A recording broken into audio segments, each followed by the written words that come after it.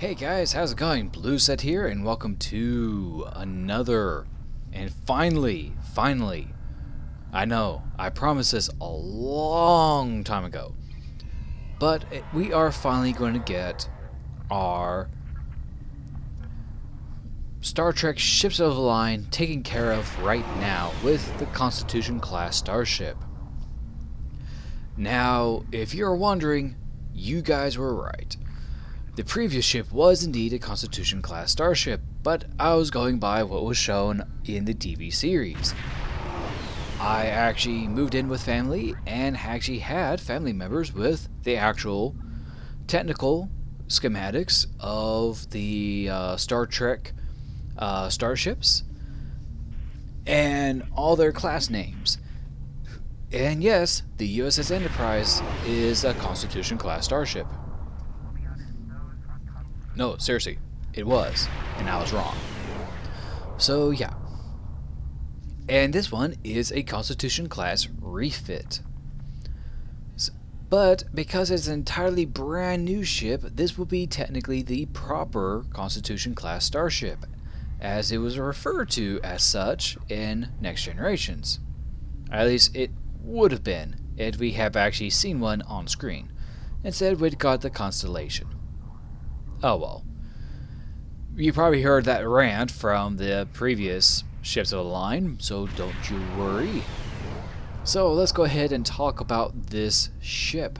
First of which, this ship is actually the refit of such ship. And this vessel is a Constitution class starship. Let me pull up.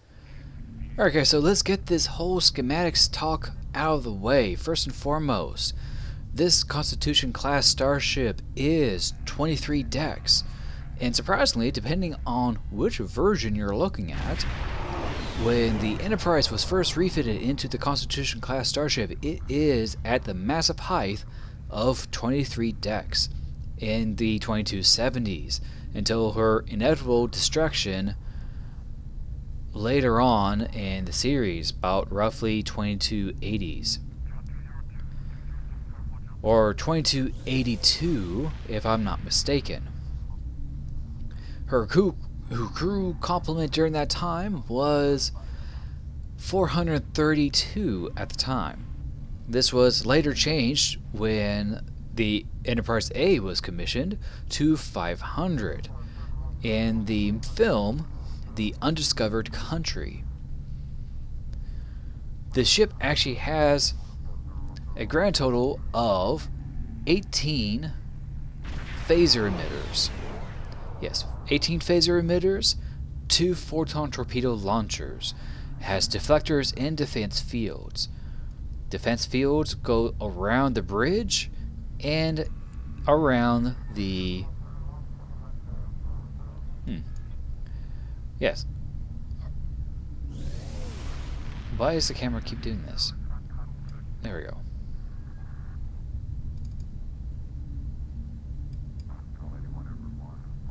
Okay. So it goes by saying that around the warp core, so that way no lucky asshole shoots the warp core and causes the entire ship to self-destruct. So yeah, that's a thing. Those are the defense fields. Protects the critical systems of the ship, including the bridge and the engineering section. Those are important. And then deflector shields protects the entire ship.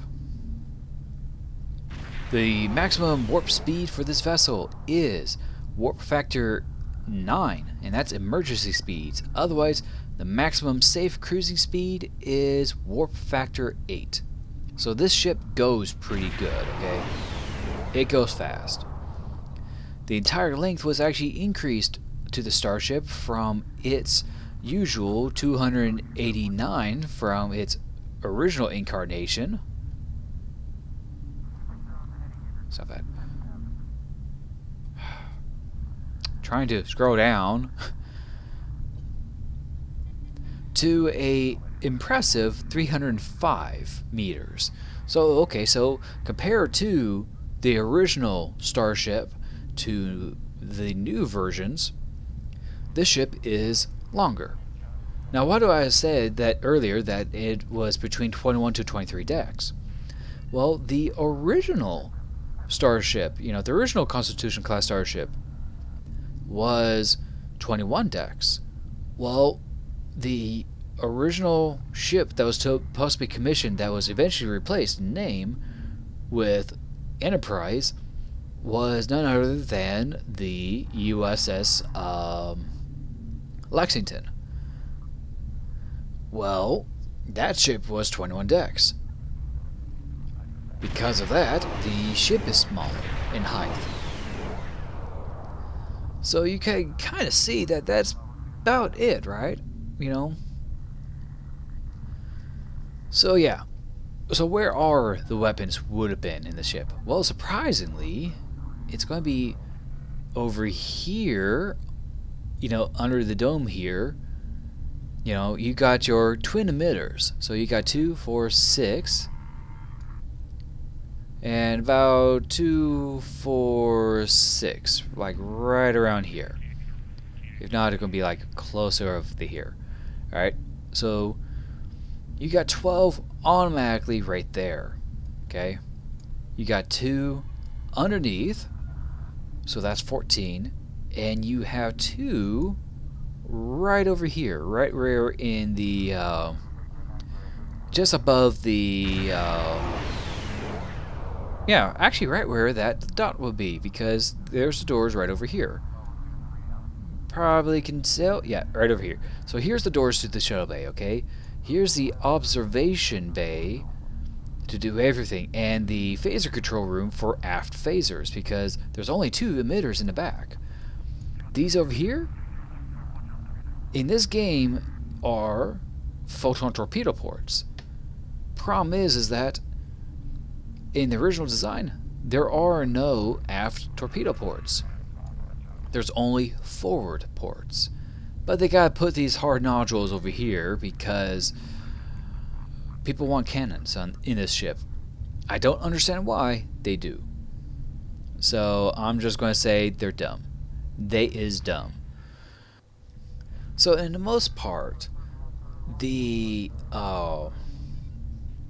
ship phaser the phaser emitter arrangement is the same, or near to the same, as the original Constitution class starship, except they moved the photon torpedo tubes and ports from the saucers straight over into the secondary hull. Okay, that sounds about right. Well, that doesn't make sense. But that became a new standard, because back then they were doing ships sliding through. Oh, Earth space stock would have been destroyed a long time ago if we kept doing that. Anyways, so the whole thing is that in the original Starship configuration, it was based on the fact that it was from the earlier Starship configurations, from the NX-01 Enterprise, having the torpedo ports right in the main ship itself, the main saucer. So you have that going on. So, I mean, those are the phaser arrangements, those are the armament arrangements and whatnot. Everything else is still the same. Engineering is in the secondary bridge. Wait, what? Right, it's in the secondary hull. And did you know that there is an actual secondary bridge in engineering? That's right, that's the battle bridge. That is the emergency bridge to go to in case the saucer here's bridge is either destroyed or, unable to go into. Like say, all the... Basically, it was leaking atmosphere, or structural integrity for the bridge is literally shit, and they had to go into the secondary hull. Well, that's where you would be. Remember, the captain goes down with the ship, so when he sends the saucer out, he has to be in the star drive, and that's where the secondary bridge is at. Yeah, I know. I had to actually look up the schematics for this thing, and it's actually pretty cool. So don't worry about it. So, a little bit of information about this ship. You know, its new ascension, its new roles. After Captain Kirk's famous 5-year mission, the USS Enterprise was put into space dock in 2270 in around Earth's orbit, probably presumably in the San Francisco Fleet Yards or over at the McKinley Station. Because of this, she had to go through a massive refit. The USS Enterprise was the first ship in dry dock and was the last ship out of dry dock of the new configuration.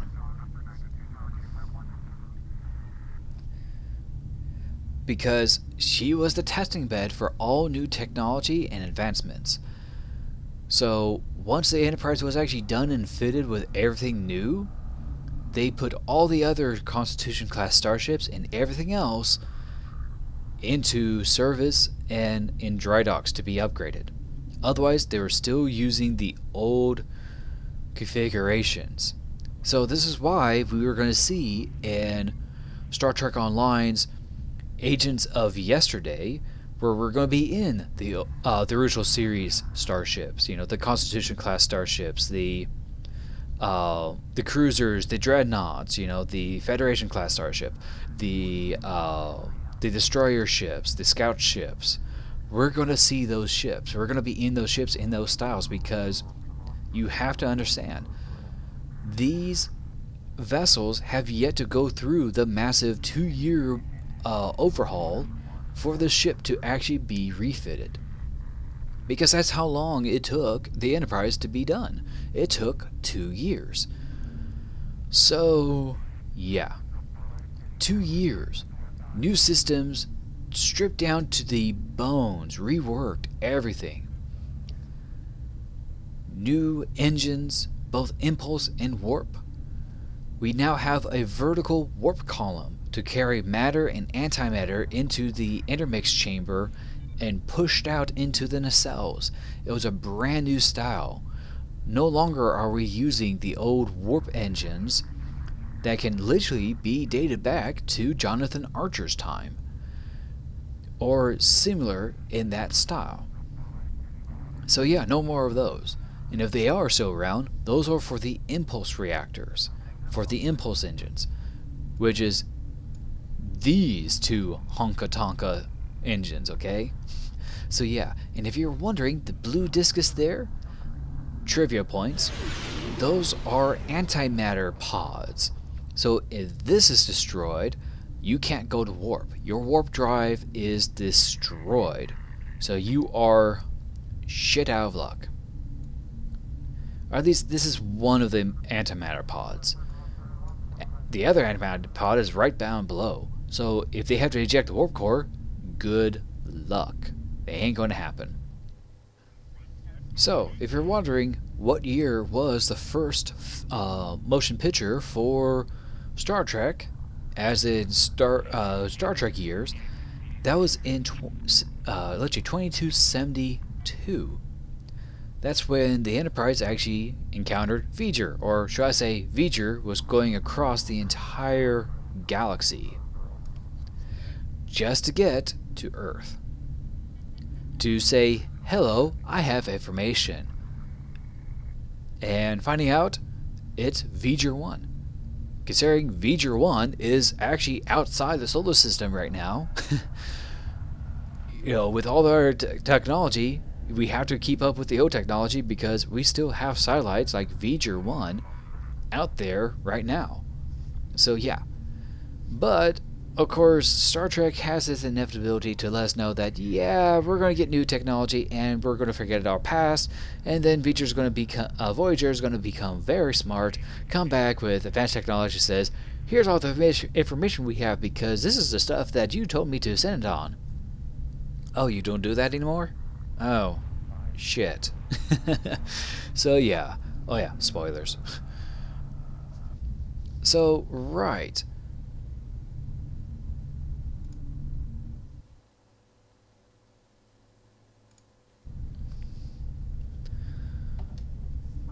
So that's basically what happened. I mean, in a sense, the Starship, the original Enterprise had a fantastic run after its mission and encounter with V'ger in 2272. And literally roughly about 13 years later, Admiral Kirk is now a full-fledged admiral in Star Trek II Wrath of Khan, and takes command of the vessel after hearing from his love interest at one point about somebody's trying to take the literally Genesis, take over Project Genesis. Because he's high up there in the Admiralty, he understands and knows Project Genesis. So he took command, and the Enterprise, first time in any TV series and movies, was the Enterprise so severely damaged. I mean, you have literally the entire, port, nacelle, literally destroyed. Or not nacelle, port, torpedo launcher, destroyed, inoperable. Damage to the hull as well. Really damage to the hull, damaging the engineering section and causing massive radiation damage from the engine because of it. And oh yeah, right there, and several torpedo hits on the saucer itself. They only had just literally emergency fields, defense fields on the ship, so it's minimal shieldings. So they were hit pretty hard.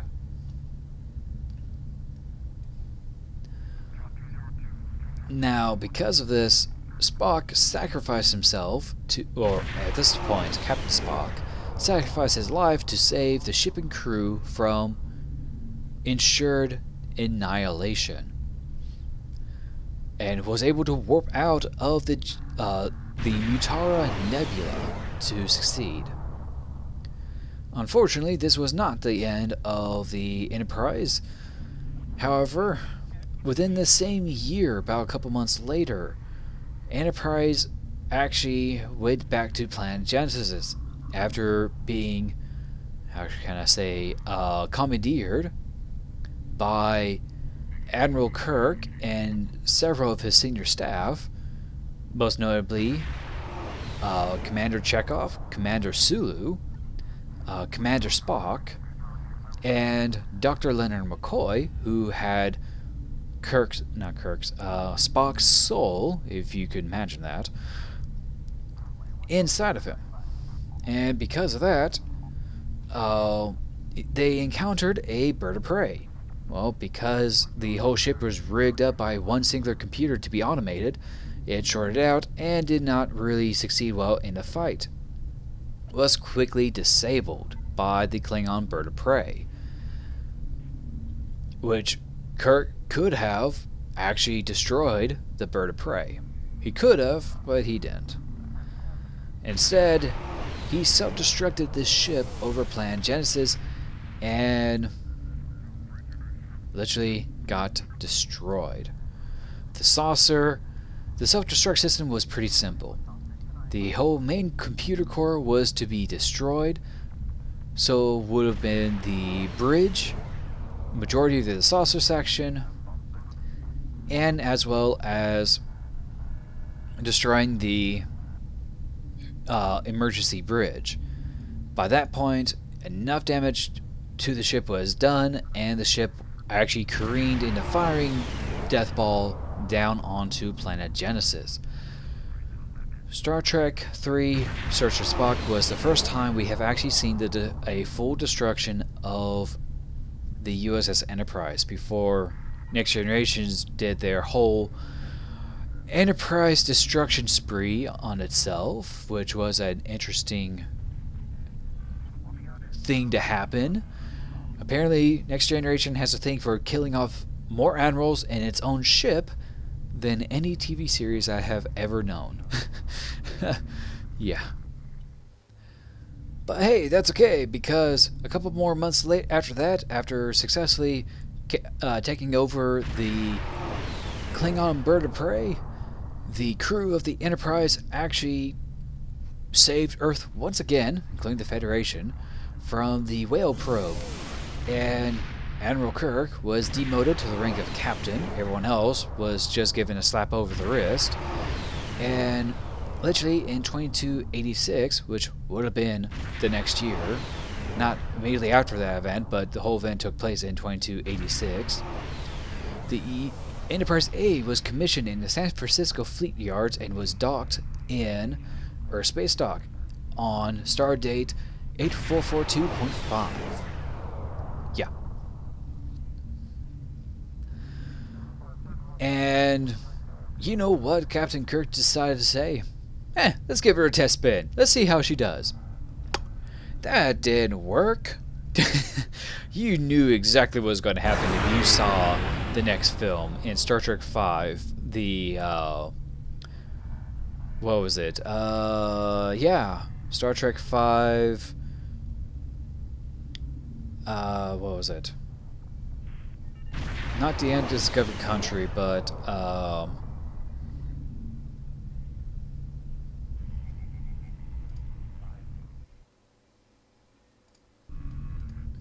yeah, okay.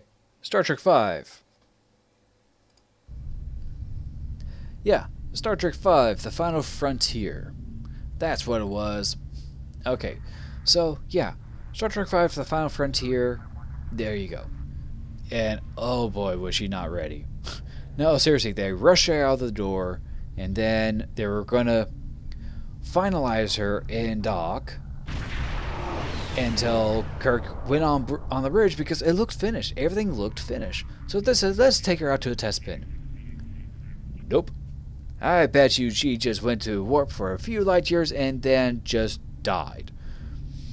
So they had to tow her back into Earth Space Dock. Yeah, that was embarrassing. But hey, that's okay because you have Captain Scott to take care of it. Her warp drive, after a few weeks, as in a month, of repairs, warp drive was back to normal, but everything else wasn't. Transporters were malfunctional, the doors don't work proper. Yeah. So the ship wasn't in working condition, but she was ready for mission, apparently. It would have been awesome to actually had in Star Trek V where Kirk versus the Devil. That would have been awesome. Who does not want to see Captain Kirk fight the Devil? I mean, that would have been awesome. Captain Kirk fighting the Devil and all his friends and crew actually acting so different. You know, Spock actually uses all his emotions and beat the living tar out of Kirk because that's actually out of his character. Although there's times where Kirk probably have caused it, but that's just going overboard. And everything else like that because, yeah. And Kirk had to fight the Devil because the Devil was causing them to do this. And rah. But that didn't happen because the film was late and all that stuff. So yeah. So basically Starfleet Command says, nah, Kirk on the helm of the Enterprise, it'll be fine. Oh, your ship is not working? Yeah, you'll be fine. That's the summarization and exaggerated of the brief, abridged version of what Starfleet pretty much said to Kirk. Oh yeah, if you really want to know, just watch Star Trek V. Just watch Star Trek V, ignore the singing, literally. There's dumb points, but yeah. Kirk was saying, come on, really? Seriously? But yeah. So the ship went out there, did fine, and pretty much survived. I mean, it only had a few damages from a bird of prey that went after them, but that's about it. Overall, it was an interesting movie, but it was an episode movie. That's my viewpoint.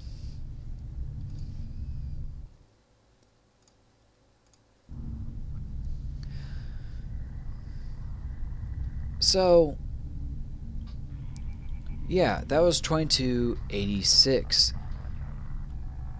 And 2290 or sometime at that point, the whole fleet was refitted to investigate, or literally sent into a research project into the investigation of gaseous planetary anomalies.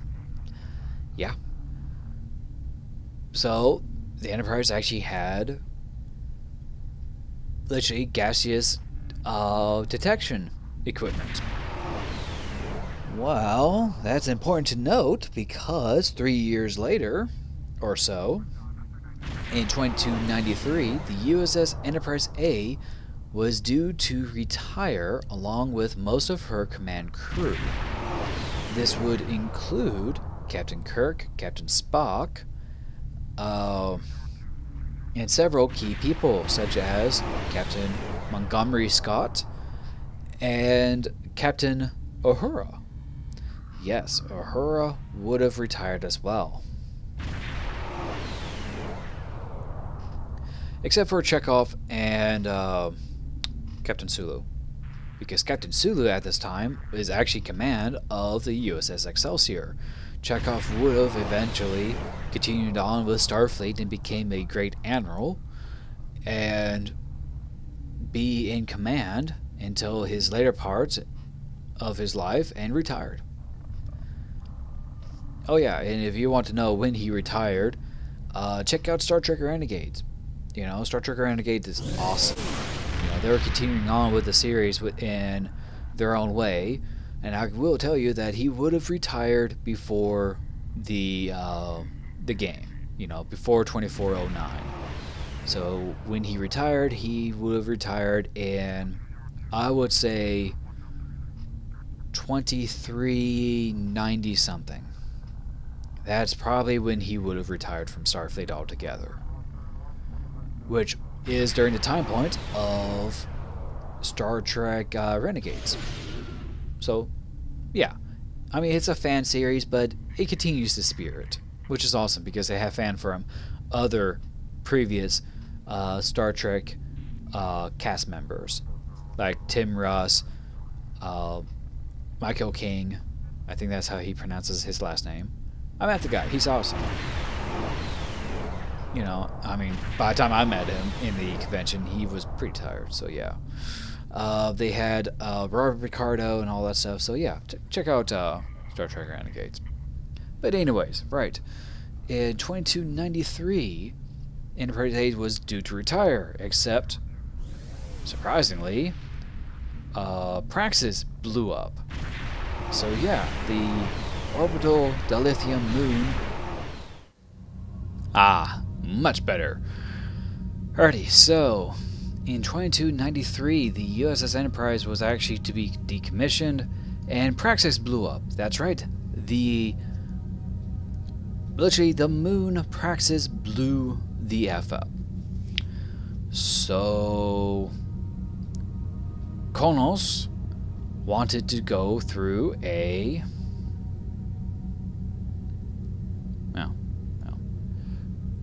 visual bugs, I guess. So Praxis needed to do a peace treaty because they had been affected by the shockwave because literally it was in orbit of Kronos, so they blew the F up. Well, okay, Kronos didn't blow up, but it did affect them, and the Federation agreed to do peace talks to talk to them about. That didn't sit well with people when that happened. So yeah, you could tell that that wasn't a good idea. In fact, people were pretty pissed.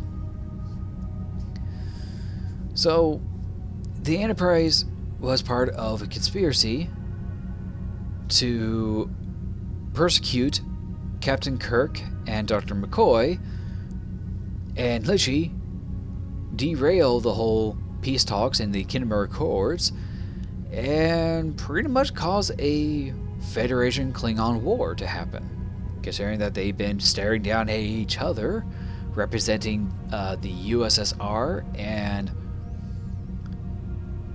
literally the United States in this Cold War. That's pretty much what happened. So yeah, Thankfully, the crew of the Enterprise and the crew of the Excelsior foiled those plans and saved the day. So the Kingdom Accords is pretty much taken care of, signed, and done.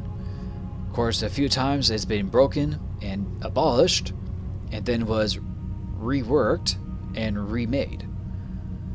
But because of the Kingdom Accords, the Federation did help the Klingon Empire save itself, and became pretty much partners. They weren't allies, they were partners in the Alpha Beta quadrants.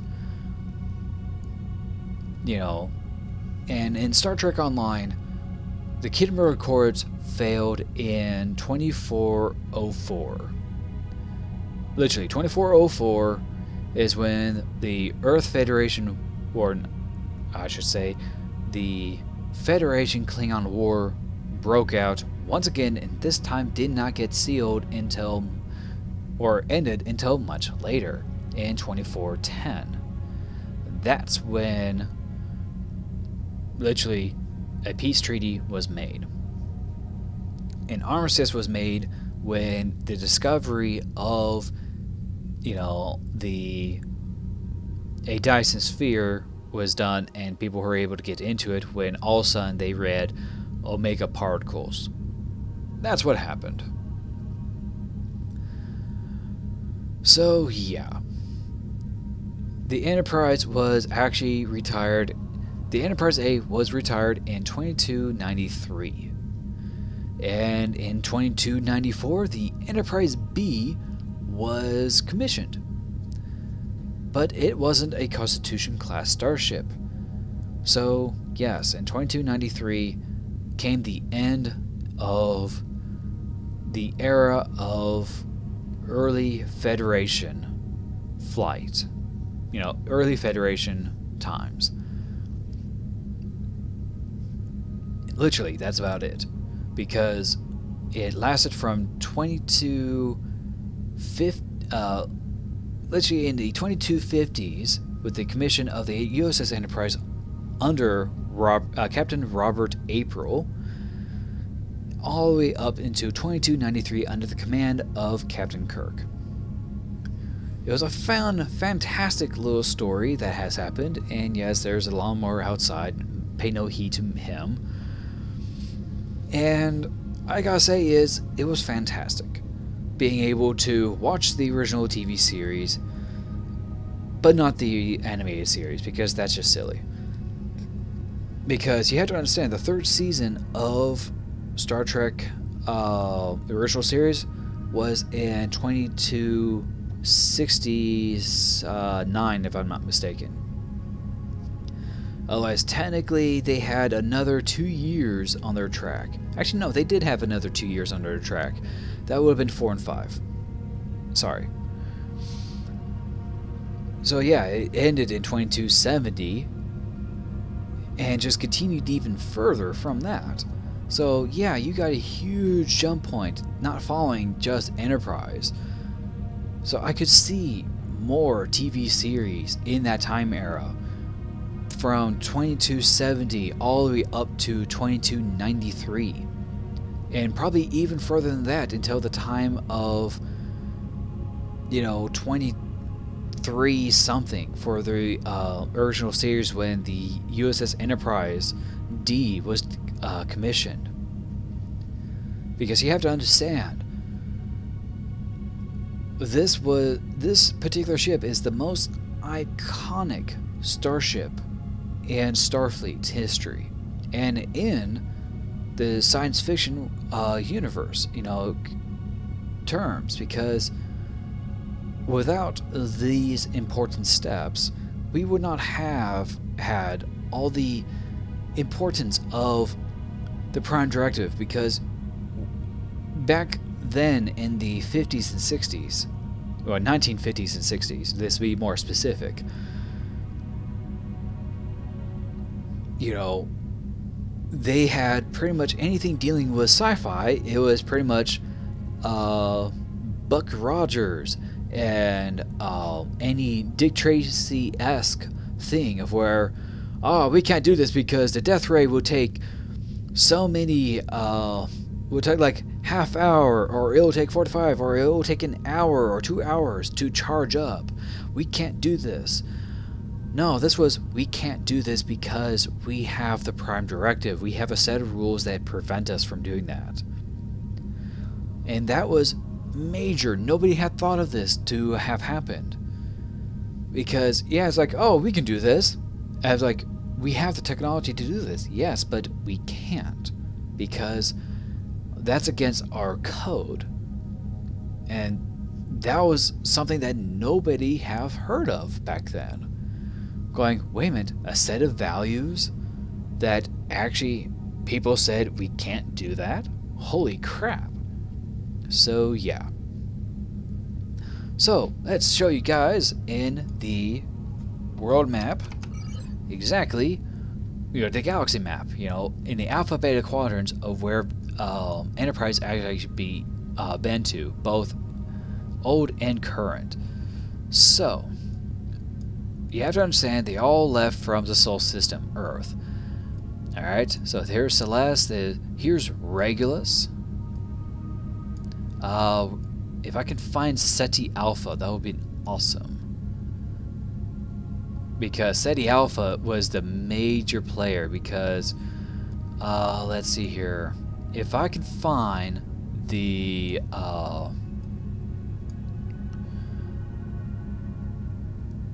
if I can find... yeah, here we go. So here's the Mutara Nebula. You have to understand, everything moves. Everything is always moving, including our sun, okay? It's always moving in the galaxy. So if we can find... Let's see. Cestus, Otha... Right, it's in Klingon space now, but... it would have been like right over here, I think. But otherwise, the whole ship has been all over the place, because here's the Corvat, the Beta Peneth system. Here's Kittimer. Yeah, Nicole Red Alert. Here's the Kittimer system, where the Kittimer Accords had happened. I mean, this was in a trinary neutral area outside of Romulan, Federation, and Klingon space. And after the Kittimer Accords was signed, it became under control of the Klingon Empire as a gesture of good faith. I mean, here's the Hiromi cluster. I mean, you have to understand, the Excelsior had to go through this area, pass through the Azura Nebula to get past the Klingon sensor net to get into Klingon space, because they held up this area. They did not have the Kittimer space at the time. But, where's Rura Penthe? Kittimer, Macau, Trimble system, the Cursa system.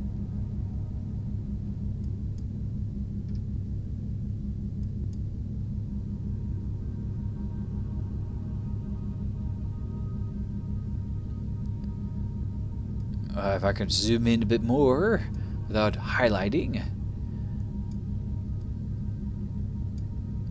Oh, it's somewhere.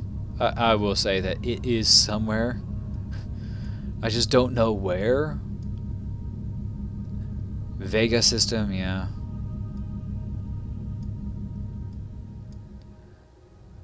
There's a lot of things that you have to understand, because the Lackey system is where Earth, the Lackey system is where the Enterprise D hid into. Yeah, I mean, no, that's right. Rura Penthe is actually off the map, because, I mean, it's known where it's at, but yeah. But yeah, I mean, the Enterprise has actually been all over the place, all over the place, been everywhere. Drazona, Donatu, K7. I mean, yeah, I mean, here's the galaxy map right here of currently of the entirety of everything. You know, we're just now going through the Kidmer area. Here's Kolnos sector, because here's Kolnos. I mean, you have to understand that the Enterprise has been around for so long. I mean, Alpha Beta Quadrant's been all over the place. I mean, Telhar, Tenavia, Pajem, Vulcan, Andor, Terra Nova, 13th SETI. I mean, you have to understand, Regula was like, what, right over there? If I'm not mistaken.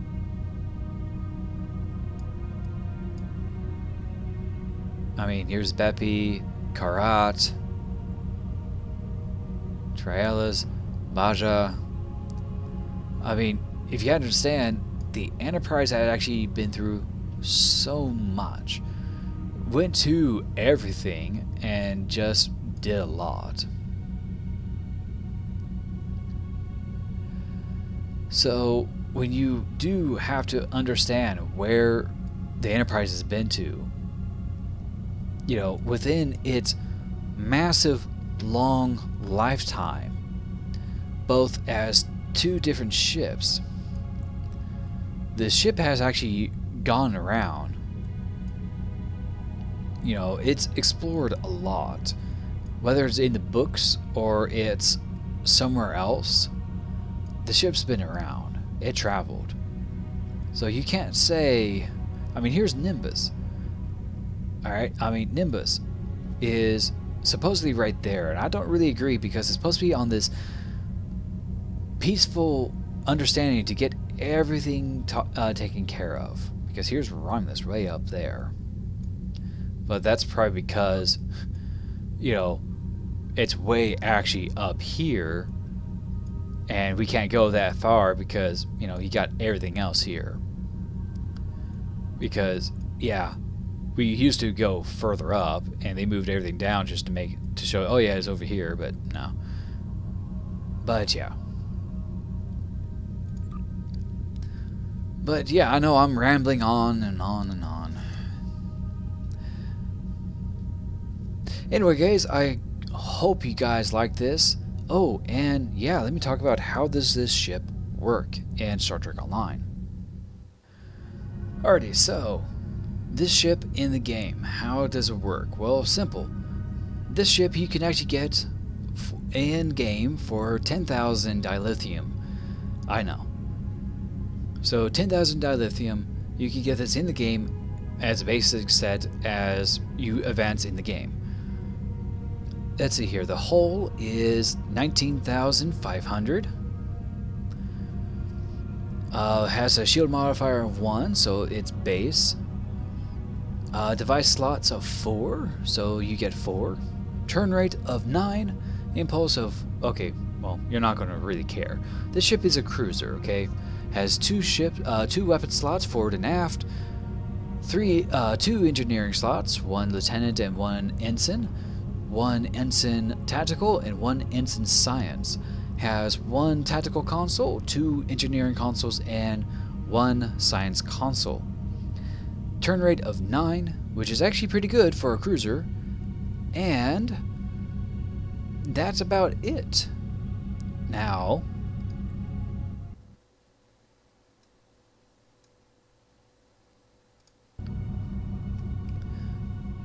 if you were to go out and buy yourself an Exeter class starship, which is actually the cruiser refit, which is just a tier 2 starship you can actually get your hands onto, you know, a lieutenant commander ship. This particular ship, you know, same as the original cruiser that you could get, you know, 2 forward, 2 aft, this time has 2 lieutenant engineering slots, lieutenant science and lieutenant tactical. In fact, I can show you guys because this is the cruiser refit. Well, yeah. So, cruiser refit has all the amenities. The reason why I removed the aft torpedo is because this ship is not supposed to have an aft torpedo slot, even though you can still have a torpedo. In the game of Star Trek Online, well, let me just do this.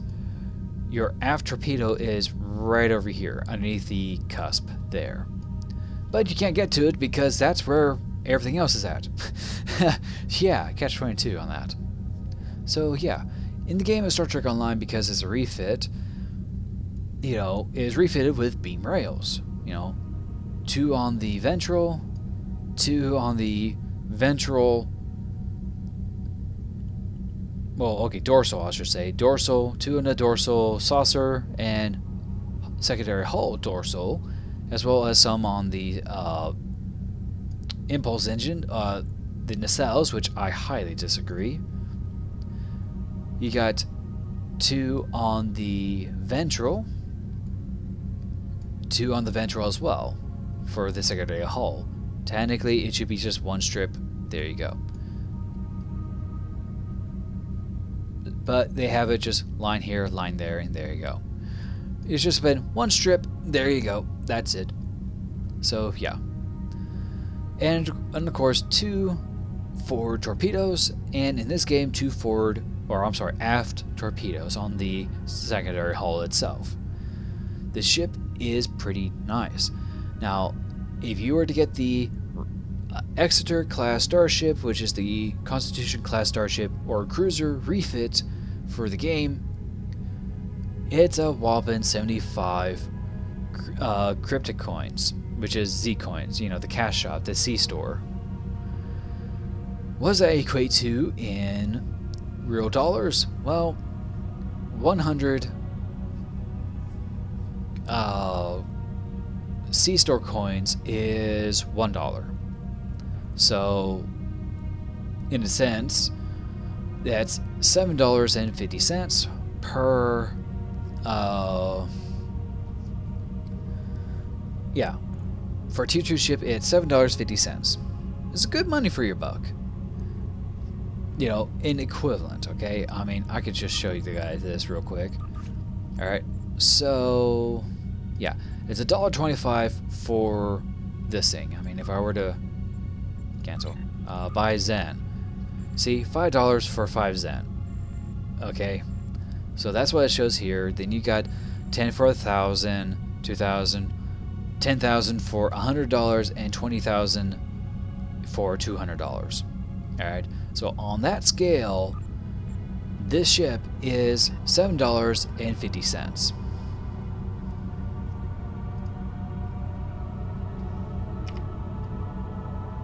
Oh, the Nebula has sound effects. Whoops. Let's get back to Earth, shall we?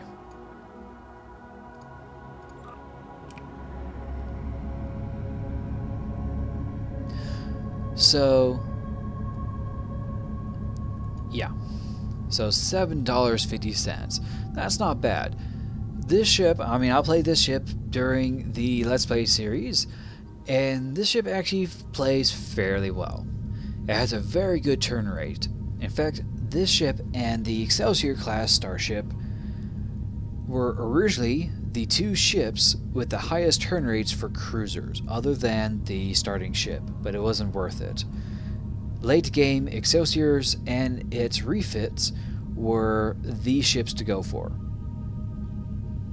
because of their really good turn rate in player versus player and player versus environment, you know, PvP and PvE combats. They're pretty good. So you got those going. Plus you got the Admiralty thing going on, so yeah. But that's just another ball of wax. All I gotta say is, this is a fun little ship. I mean, it comes with, you know, the ionized gas sensor console, which has the infamous Star Trek VI film of where the torpedo is launched, and all of a sudden it's wiggling and waggling and going towards the Klingon ship, and blowing it the F up. And of course, sequentially followed by the Enterprise and the Excelsior blowing it up with its torpedoes.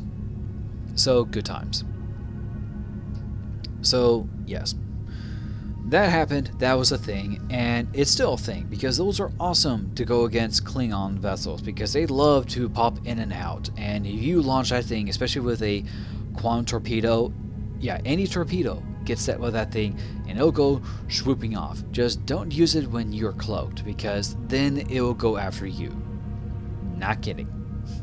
Not kidding at all. It will go after you and do massive damage towards yourself. Yeah, it's pretty hilarious.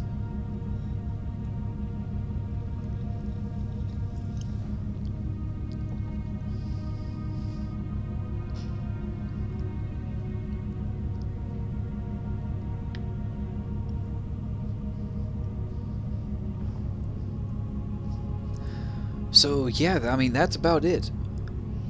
The ship actually does run pretty well, but if you do want to be as traditional as possible, remove the rear torpedo, get yourself another beam array, and have fun with it. Whatever engines, whatever deflectors, you know, warp core engines and whatnot, you know, you can go for the field stabilizing, it doesn't matter. Any shield, you know, it's all good for you, because there's not enough to say this is how it's supposed to be. Trust me, there's not enough. So I mean, that's about it. And yes, this is rightfully a science console, even though it's a universal. It doesn't matter which slot you put it into, you know, it'll be fine. So all in all I gotta say is this ship is pretty good. And unfortunately, with how they do the leveling system in this game, you're not going to be in the tier 2 ships for any longer. Because as quickly as you pass through tier 1, you're going to hit tier 2 just as fast, and then you're going to be in tier 3. So all I gotta say is, if you do buy this ship, have fun with it for as long as possible. And that's pretty much about it. That's all I gotta say. Not much to it, but have fun with it. Hope you guys do like this vessel and this video. I know I promised this video for a very, very, very long time, but hopefully this satisfied your lust for me doing another Ships of the Line, and hopefully I get around to doing another Ships of the Line for, say, the Enterprise B, because that needs to be done. Because I'm not going to wait another year to do Enterprise B. I'm just saying, I'm not going to wait around for that. So I hope you guys do enjoy this particular video, and as always, I will see you guys next time.